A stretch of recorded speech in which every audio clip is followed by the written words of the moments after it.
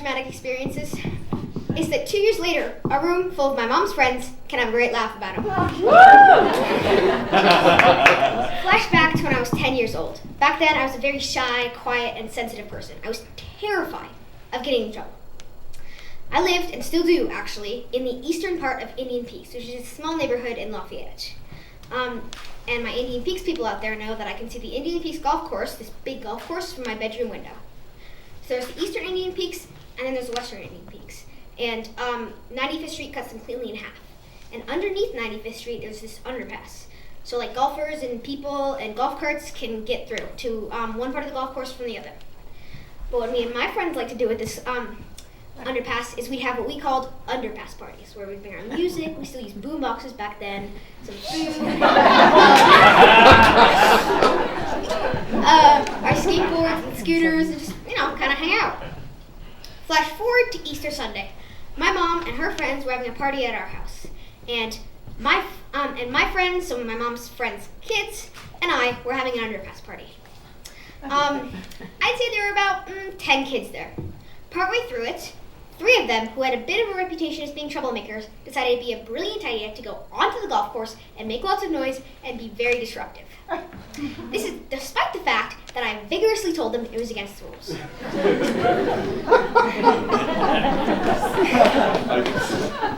This goes on for about 15 minutes, and we can still hear them shouting and laughing at a distance. And then, silence. 2 of these kids, who don't know these troublemakers, asked if they should be worried. I tell them it's fine, they're just on a different part of the golf course. After 5 minutes of hearing nothing, my 2 friends said that they're going looking for them. For the record, I told them it would be better if they stayed, but they went anyway. As they walk away, I can still hear them talking in the distance. And then, nothing. Dead silence. There's only 5 of us left at this point. Sounds like the beginning of a horror movie, doesn't it? Now, I start to get worried. I start asking people if they'll come look for them with me.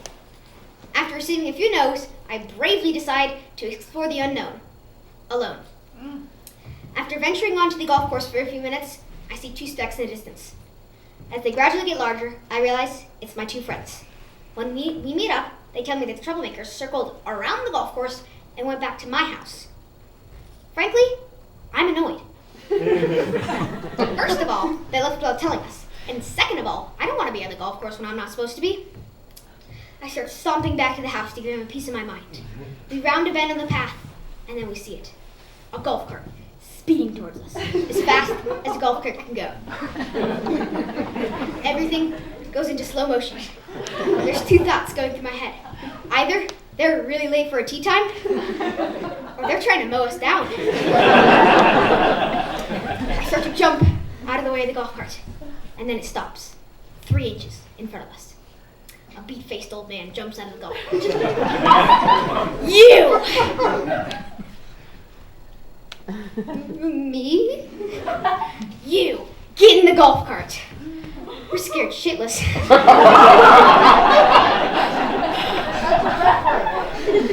My 2 friends, who honestly don't know what to do, climb into the tiny back seat. Excuse me, sir? There's not enough room. You'll just have to follow me then. And then he takes off. So I do.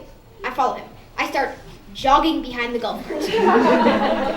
During our ride, my friend's ride, that is, there's a lot of stuff shouted about how we're disturbing the golfers and disrespecting the golf course rules. But I'm too freaked out to hear most of it. When we finally get to the golf course, he turns to us. I'm going to let you off with a warning this time, but if I ever see you on my golf course again, he shakes his finger at us, and he tells us to go home. As I walk home, I look back, and I notice something. He doesn't have a golf course ranger sticker on his golf cart. And you golfers out there know that means he doesn't work for the golf course. He's just some random guy scaring kids. But I'm too paralyzed by fear to say or do anything about that. When I get home, I see 2 things. First, the troublemakers on the couch eating potato chips and watching a movie. And second, my parents. I walk over to them and I stammer out an explanation of what happened. They give each other a long look, and then they turn back to me. It's fine, we're not mad at you. What? It's okay, not a big deal. Not a big deal. Not a big deal. This was the most traumatic experience of my life back then. Remember, I hadn't entered middle school yet.